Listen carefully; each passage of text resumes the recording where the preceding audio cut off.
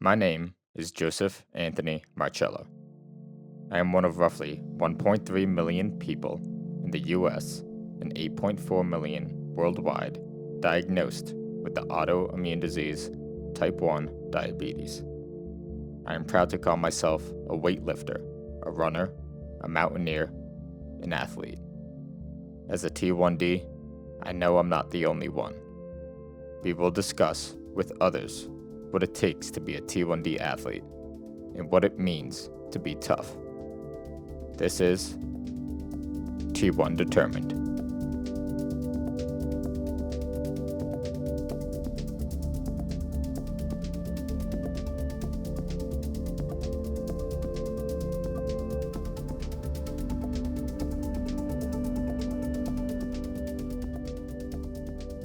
Today, we sit down with mountaineer and flight nurse Taylor Adams.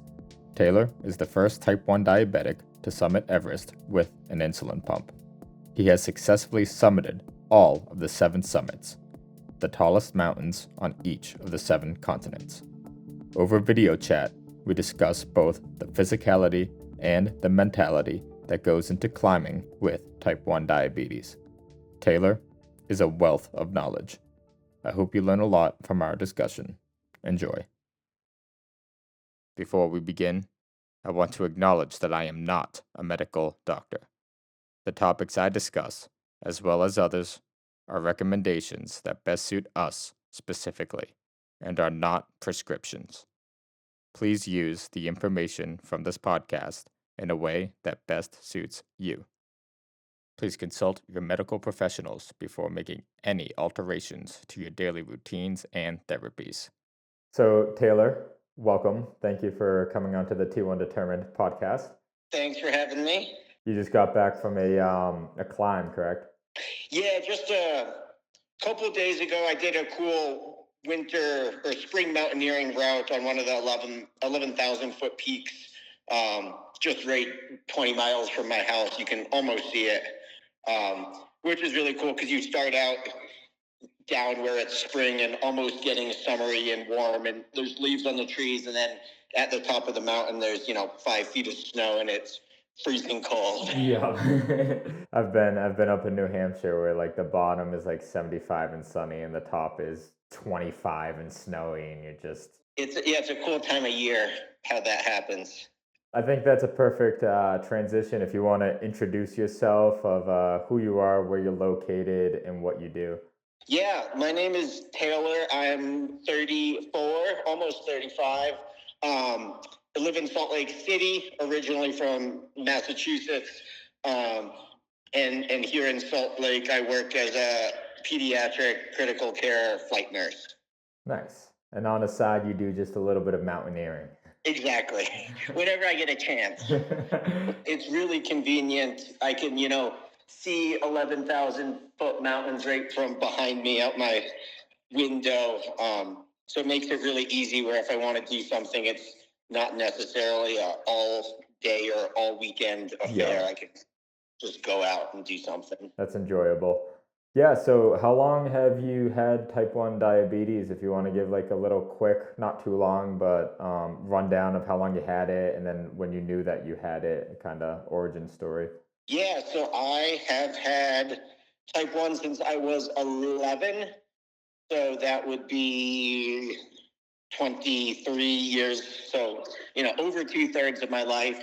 I believe I was in the fall of being in 6th grade when I was diagnosed. It was sort of the very typical presentation of people that are really sick when they present. Yeah. Where it was like a week-long flu that didn't get better, and losing weight and peeing all the time and drinking all the time.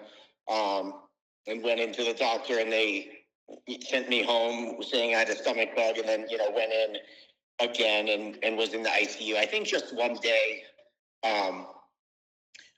So, a very typical presentation, both for my age and sort of the symptomatology. Did you know what to look for when you were getting diagnosed? Was it? Yeah. Okay. Yeah, we had no idea. Like, looking back on it, especially with my medical background now, like, my presentation is so stereotypical. I could look at someone with half the symptoms as me and be like, "Oh yeah, that's type 1 diabetes."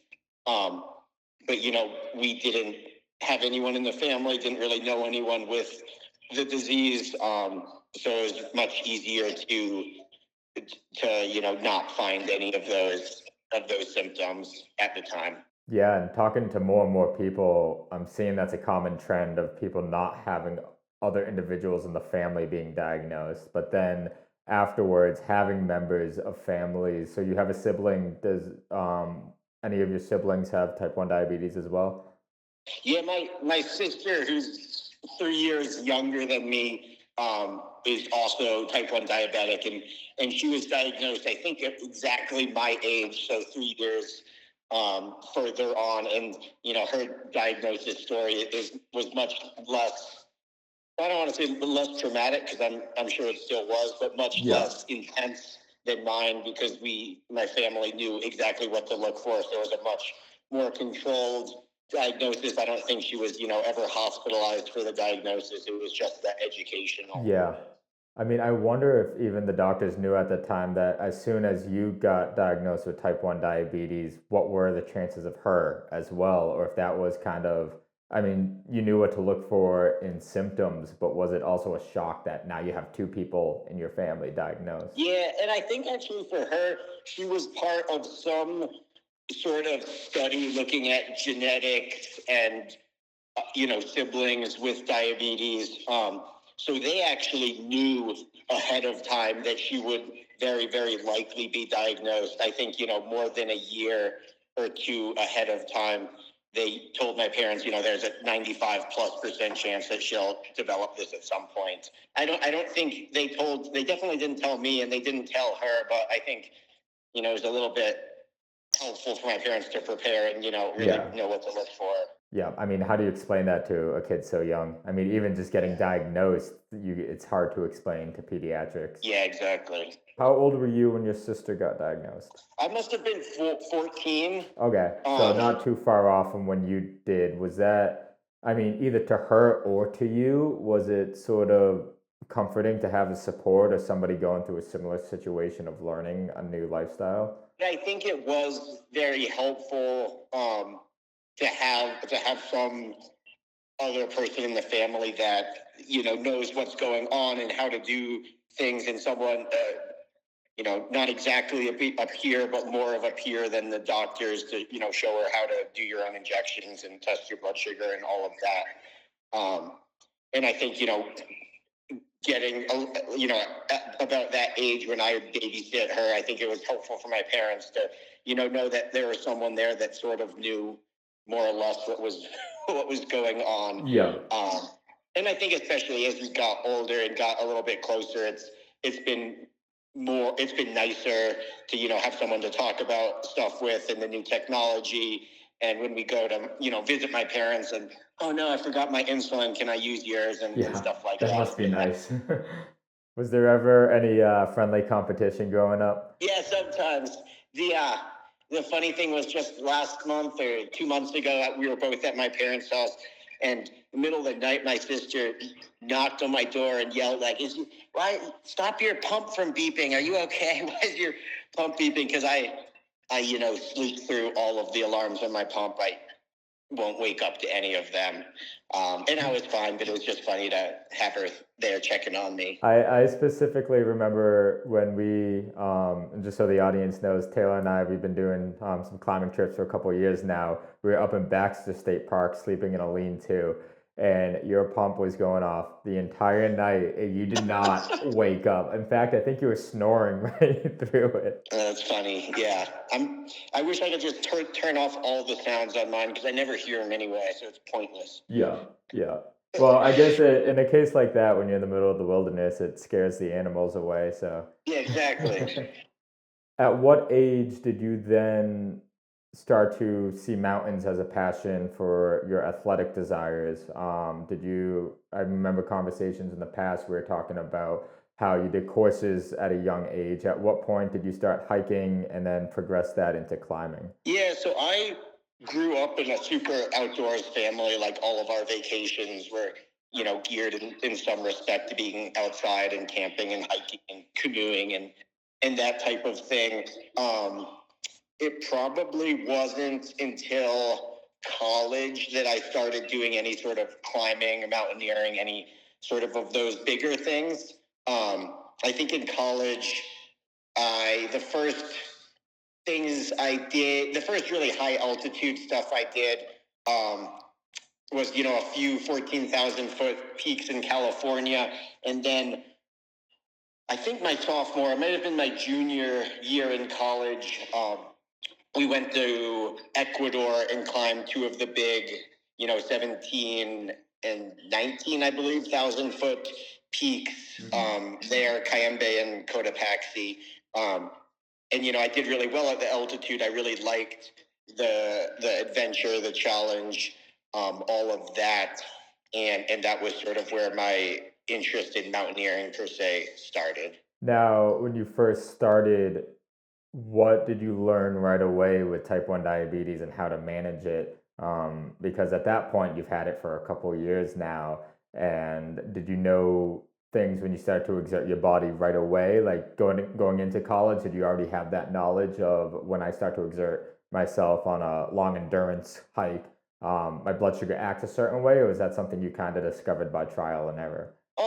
It's sort of trial and error. I had, for a number of years before starting climbing and mountaineering, sort of done a lot of endurance, running especially. So it wasn't a whole lot different per se.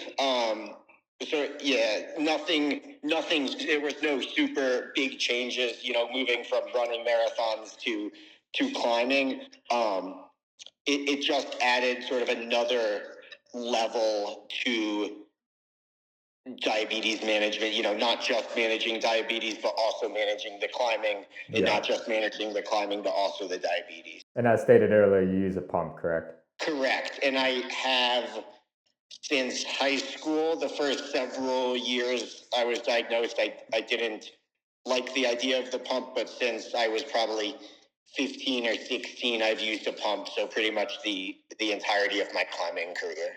And speaking of climbing career, what is the resume of your climbing career? What have you done since college? So like I said, sort of the first things I did were those big volcanoes in Ecuador, which are really cool, but they're you start up very high, so they're really just one day climbs. They're just day hikes, really just difficult, a little more dangerous day hikes.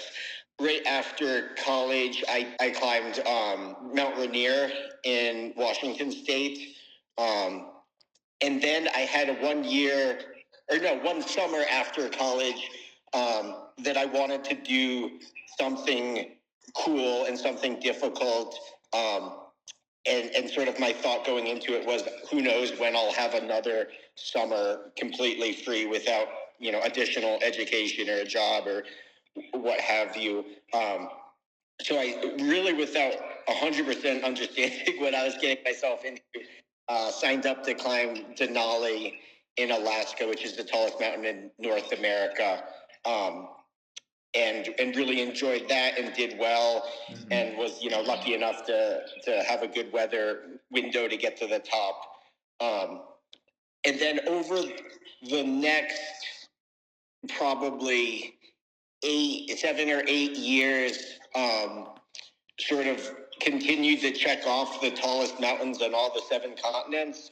I started out getting into that a little bit by accident. I, did Denali. I signed up for another one. And then for the next several years, sort of between 0 and 2 times a year, I would go to a different continent and climb the tallest mountain there. Yeah. As I got sort of further down the list, my plan was to do 6 out of the 7. Beside everything besides Everest, my thought was, that's too dangerous. Hardly anyone, with diabetes has done that. So my thought was I'd do 6 out of the 7, and that would be a great way to see the world and do some challenging, cool things. And I ended up doing 5 of them. I did everything except for Mount Everest, and then the tallest mountain in Australia, which is a super easy day hike that Yeah. is smaller than all of the mountains I can see looking out my window at home. Mount Kosioku. I actually think it's Yeah, slightly, elevation wise, I think it's slightly taller than Mount Washington here in New yeah, Hampshire. but not by much. And No. it's only like 1,500 feet higher than where I live right now. Yep. So I had done everything besides those two. I was, Australia. I said, oh, I'll do at some point whenever I get myself to Australia. Um, and I wasn't going to do Mount Everest. And then, thinking more about it, I wondered if I could do it. And I figured that wonder would be something that I would continue wondering throughout my life. And I think it's hard to always look back on something and wonder if you could have done it or should have done it, or what would have happened if you had tried to do it. And I thought that, at that point in my life was, I wasn't married. I didn't have kids. I didn't really have a whole lot that I needed to be home for. My job was very supportive of me, taking time off, especially because I was trying to raise money for type 1 diabetes, and I was working at a children's hospital, so it's sort of hard for them to say no to that. You had the good nature on your back. Yeah, exactly. So I thought I would at least give it a try, and worst case scenario, I'd die, but second worst case scenario, second worst, I'd get really injured and lose all my fingers and toes. But worst case scenario that was more reasonable was I just wouldn't get to the top, and it would still be a great adventure, and I would still see places I'd only read about or watched in movies. And I would know that, yeah, this isn't for me. This is not such a good idea. So, I mean, I know you were pretty much like there on a whim. You were like, screw it, let's do it. You live once. How did you prep for something like that with your blood sugars? Were you kind of just trying to figure out what was happening as it was going, or were there things that you could do to prepare before you stepped on the Kimby Weiss fall? Yeah, so I always feel bad answering this question because I don't feel like I did a whole lot. And I think some of that was due to pretty intense preparations. I live in Salt Lake. The mountains are right out here. I do a whole lot of hiking and climbing. I was, the months leading up to Everest, I was, probably averaging at least 10,000 feet of climbing a week. Yeah, so you're already physically in shape for it. Yeah, so I think partially, it wasn't a whole lot different, at least from the athletic perspective, than what I was already doing at home. And then, I was very prepared in, backup supplies and backups to my backups and backups to my backups, and Just all being of that. medically ready.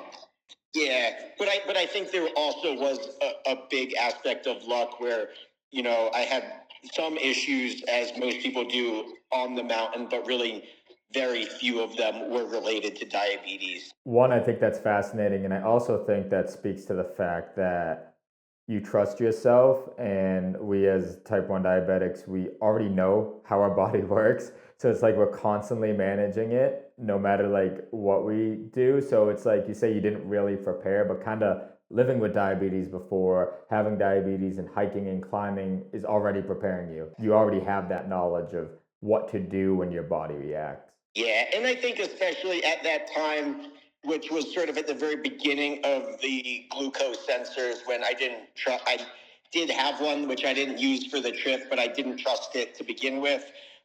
Just being very in tune with my body and how I felt, and if I felt like I was going low versus going, high, and doing something about that. People ask me how my blood sugar was on the top, and I say I have absolutely no idea because we left our tent around midnight, got back at 5 p.m. I tested a little bit before we left, a little bit after we got back, so it was about 18 hours without a blood glucose. So no idea what it was, but I never felt myself get low, and I never had any of the symptoms of hyperglycemia. So I think it seemed like it was good, and it did Yeah. for me what I needed it to do. I mean, and especially like you're out for that set amount of time, so all you needed to do is just keep it high enough for those certain hours. It's not like you're going days without checking.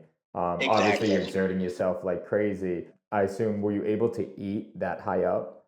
Yeah, we did a little bit. Looking back, I probably would have felt a whole lot better if I'd eaten and drank more throughout the day. It's really hard.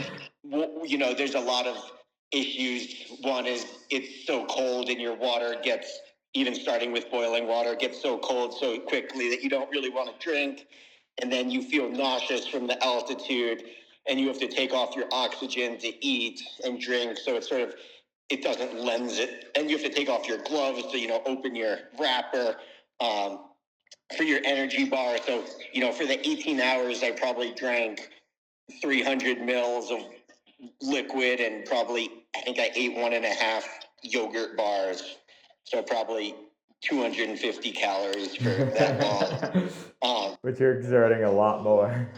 Yeah, and doing it down here, I feel like my blood sugar would have tanked immediately, and Hmm. I never would have been able to sustain for that long without eating so much. But I think there's so many weird factors at play up there with stress hormones, and all the hormones from your body not having oxygen, and Yeah. and the adrenaline and all that. And I won't pretend to know exactly how it all came together, but it seemed to sort of balance out, which was very lucky. I mean, even the detail, I don't know if this is for you, this is for me too, but when I'm down below in society, I call it, if I don't drink water, like I drink a lot of water throughout the day.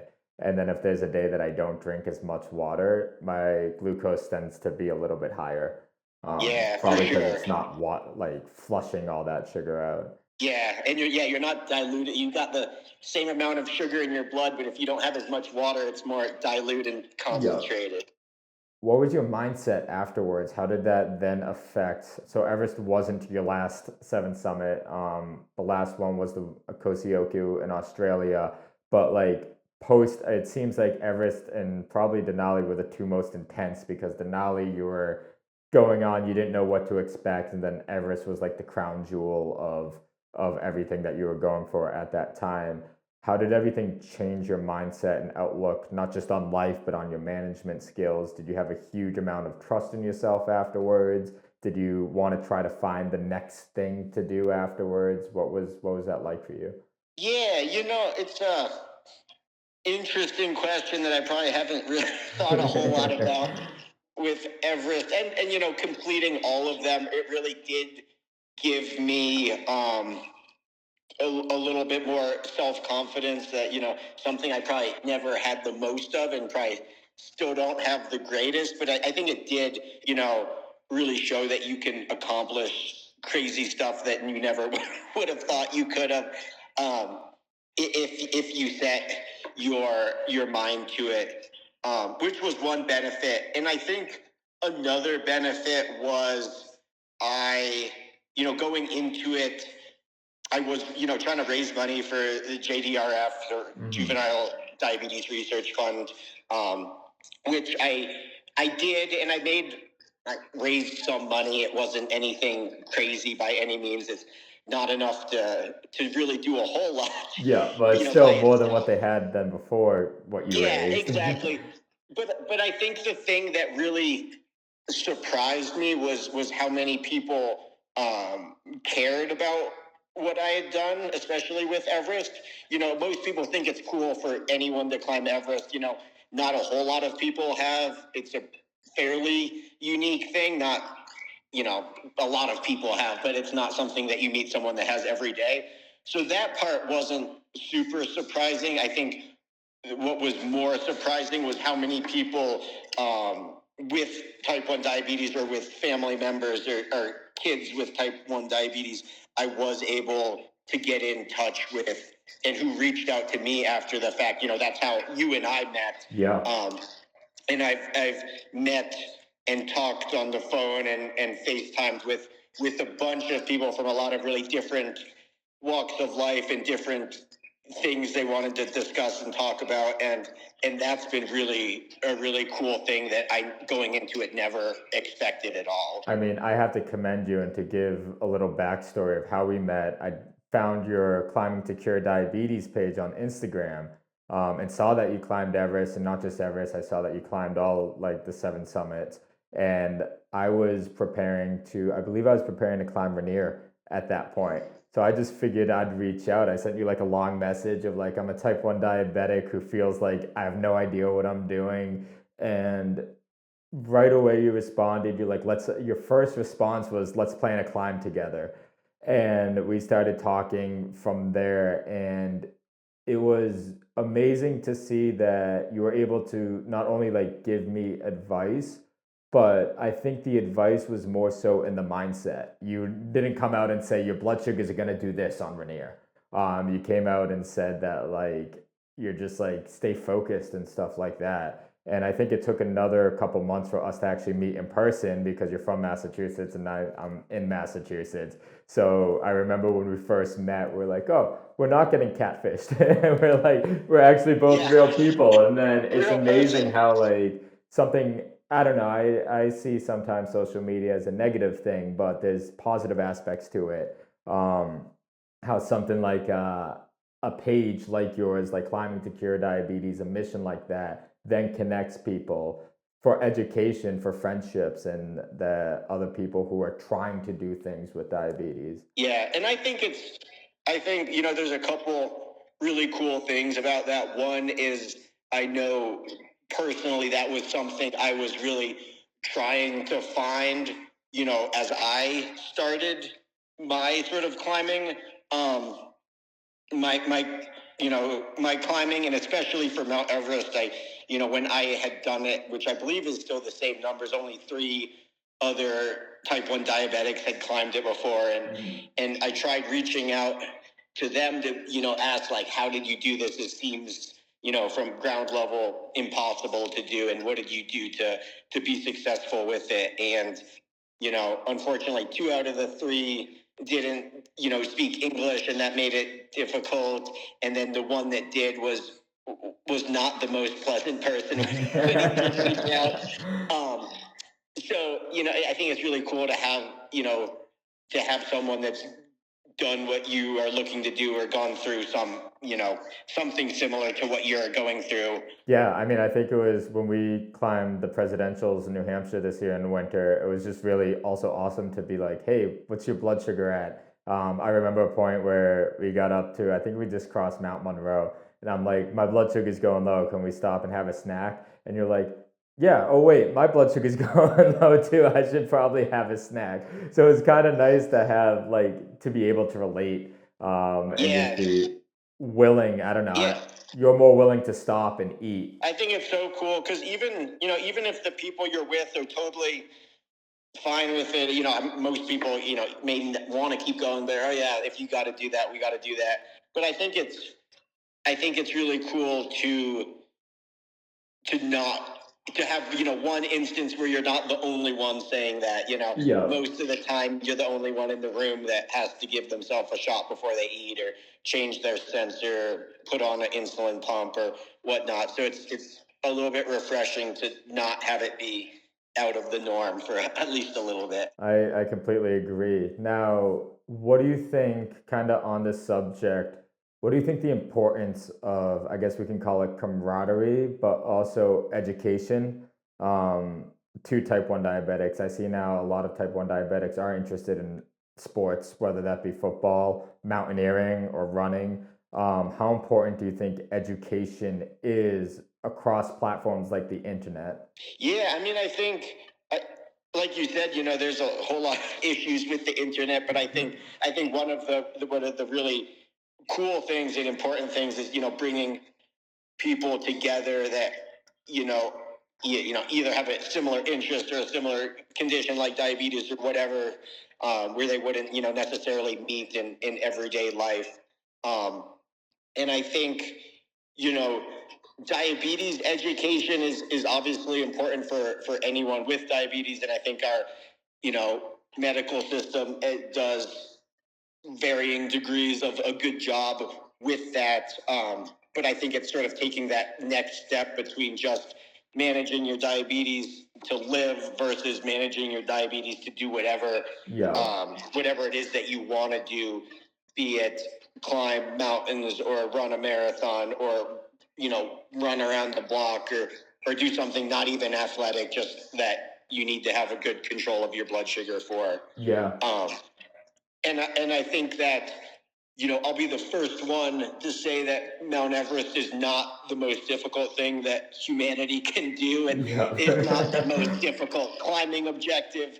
And it's not a necessarily very technical mountain, and all of that. And I think but I think for better or worse, it's sort of seen as this pinnacle of, it's, not Mount Everest, but it's difficult. And, climbing Mount Everest is seen as sort of the peak of at least something. Yeah. Which, like I said, I don't agree with, but I think it's a cool thing to have done that with diabetes and have it be seen as such, because I think, it translates that if you can climb Mount Everest with diabetes, then you can do whatever is important to you to do with diabetes. I totally agree. I mean, people can I look at it like this, and people can take this with whatever their goals are, but to me, we're only here for a short span of time. So no matter what, no matter how difficult Mount Everest is, it is still the top of the world. So just to be here in a whatever year span, let's call it 80, 90, hopefully 100-year span of life, to get to the top of the world is still a really cool thing. Never mind to get to it with type 1 diabetes. But I mean, I think to your point is the top of the world can be whatever that means to you. If the top of the world is running a marathon or even an ultra marathon with diabetes, I think it adds. I don't know. I find that I'm like I think you said this earlier with being in tune with your body.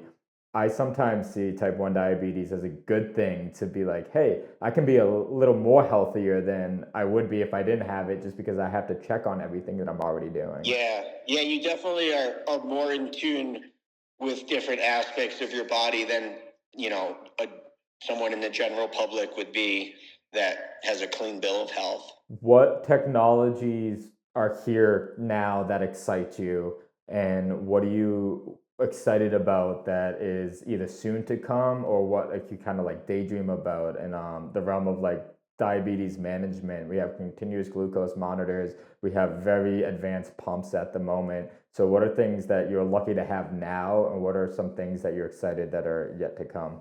Especially in the last decade, and really a lot of the time that I've had diabetes, I think, the pump technology and sensor not just improving, but, coming online for the first time, has been super exciting, especially now as they become more and more closed loop, between the pumps and the sensors, where you don't need to be, they talk to themselves without you having to be that middleman.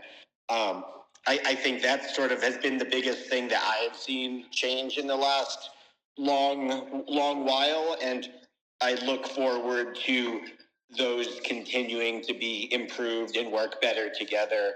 Um, you know, but my goal is, hopefully at some point that's sort of an effective Yeah. cure, if there's not an actual cure. I think since I was diagnosed in 2000, I believe was the year. Yeah. My endocrinologists have been saying, oh, there'll be a cure within the next 5 to 10 years, every single time. And just last time I saw my endocrinologist, I asked her, I was like, every time I've come, someone said that. What's your thoughts? And her opinion was sort of interesting, that she was saying, our biggest hope for the near term future is just having pumps and sensors that communicate so well together. It's an effective cure without you having to do anything once it's put on. And I think, at some point in the future with gene editing and such, there may be a actual cure, but Yeah. as long Or as even like a long as preventative cure. That's a cool yeah, concept. yeah, but I think the more that it can be managed without you having to put time and energy and worry into managing it is important. Hmm. Because I think that there's a fine line between letting your diabetes go to crap and not being healthy, but at the same time, not worrying about it every second of every day, because that's not healthy either. Yeah. And I think it's incredibly difficult to stay exactly on that line. And my hope is that some of these new technologies and, having glucagon to raise your blood sugar in insulin pumps and have them communicate without you having to do anything, I think that would be very helpful in keeping people on that line and not straying one way or the other. Yeah, I mean, I think you hit a huge point here where mental health is almost as important as physical health. And so, what are some ways that you like? I mean, it's stressful. I think all of us can get into how stressful it is sometimes. And a lot of people don't see the individuality of the stress, how different each stress is for each individual person living with type 1 diabetes. Yeah, I think especially with diabetes, constantly managing your blood sugar and looking at numbers and worrying if your numbers within 70 to 90 or 100 or whatever your goal glucose is and what your A1C is. I think sometimes realizing those numbers are important, but looking at the big picture, and if I go for a hike or a run or a climb and my blood sugar is, 190 most of the day, it may not be within this narrow range that theoretically is the best range to be in.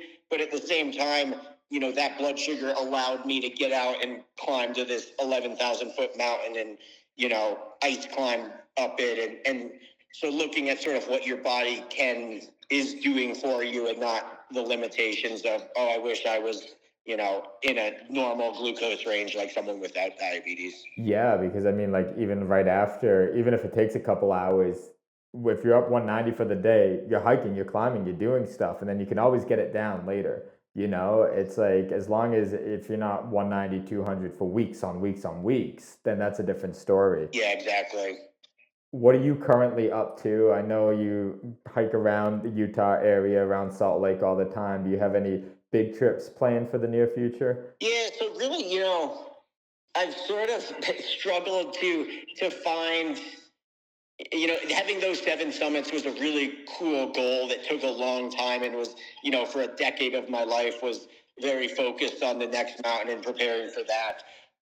So I haven't really had that for the last 5 years since Everest, but I've done, I haven't been at really high altitude since then, but I've done a lot, sort of gotten into a little bit more technical stuff. Have done a lot of ice climbing, have done a little bit more endurance, like ultra marathon type things, a lot of scrambling and such around the Wasatch Mountains here in Salt Lake City. I'm gonna ask this kind of selfishly because I'm going to Denali Base Camp for a prep course. So I mean, you've been there, but you've also been to that kind of terrain. The biggest thing I've been on right now is Mount Rainier. So what do you think I can expect when I land on the glacier? I think glaciers in general, I spent a decent amount of time on snow and ice, weeks, if not more of my life.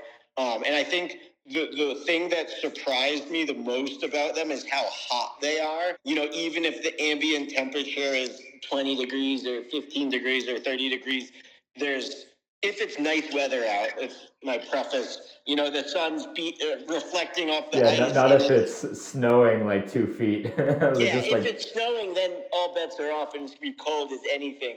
But when it's sunny out, especially if you're in a tent, it's so hot. So just don't die of heat exhaustion. sunscreen. And, yeah, sunscreen for sure. And I know, in terms of diabetes, on the first trips I took, I spent a lot of time worrying about my insulin freezing, which is obviously an important thing to worry about and is necessary to prevent. I think one thing I didn't really consider is how to keep my insulin from getting so hot that it would go bad, Yeah. which sometimes can be an issue. So keeping it in the On the shade, glaciers. keeping it protected. kind of keeping it by your person. Yeah. And, during the day, if it's 80 degrees in your tent, which, due to greenhouse effect in the sun, oftentimes it is, if not hotter, sometimes like keeping it outside in a snowbank during the day worked really well. It's another thing you just need to, pay really close attention to, because it's great in the snowbank during the day, but then if the sun goes behind a cloud or it gets dark at the end of the day, it's gonna freeze really quick. That's really cool advice, because I think I'm balancing the act of keeping insulin warm with like hand warmers during the winter to now I've learned and kind of progressed to keeping it on my body. You recommended like a vest. I actually bought one on Amazon. It was like a runner's really? vest. Yeah, and I used it when I sent you the pictures a couple weeks ago. I stayed at the Zealand Falls hut, and I tried it on then. And granted, the weather was kind of warm. It was 40 degrees anyway, so I didn't really have to worry about it. And the whole time I thought I looked like a fool in it. But we passed like a group of Boy Scouts, and one kid was like, "Oh my God, are you like military?" And to me, that's a compliment. So I held my head up high. I was like, "No, not military, but I guess this kind of looks cool. It doesn't look weird." Yeah, I got one of those vests specifically for Everest, and it was the stupidest looking thing ever. It had like 48 pockets for like everything, and I kept like my insulin, my glucometer, and my extra insulin pump and batteries and everything in my vest, and I looked like a complete fool, but it worked really well. Who cares if you look like a fool when you're climbing? Exactly. Yeah, so I guess one of my last questions to you is, speaking to anybody who wants to do anything with type 1 diabetes, what would you suggest to somebody, either a young kid who just recently got diagnosed, or somebody who got diagnosed like myself, late adolescent, or just people who are progressing through life? I mean, the disease changes as we grow older. Is there anything specific that you'd just want to give advice about? It sounds really cliche, but I think, not letting diabetes be a reason you do or don't do something. Yeah. I think I'll be the first one to say that it makes doing most things more difficult. But if you really want to do it, there's zero reason you can't continue to do whatever it is that you want to do with diabetes.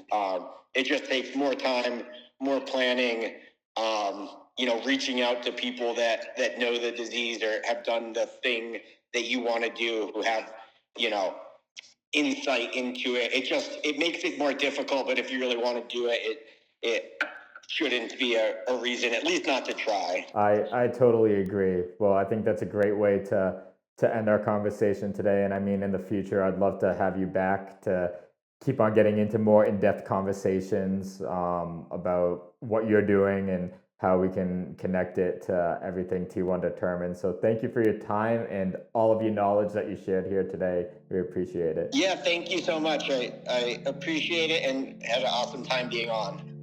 Again, I want to thank Taylor for sitting down with me to discuss all things climbing and type 1 diabetes. As you could tell, he is truly an inspiration. Even more awesome, Taylor recently became a father. I'd like to congratulate him and his wife on the birth of their healthy baby boy. On the next episode of the T1 Determined podcast, we sit down in person with Ben Wessel, a former collegiate baseball player from the University of Rhode Island. Ben and I not only discuss all aspects of type 1 diabetes in baseball, but we also talk about multiple collegiate and high school sports and training for them while managing blood glucose. I'm excited for you to hear our conversation. I'm Taylor Adams. I'm a flight nurse, a mountaineer, and I'm T1 determined. Thank you for listening.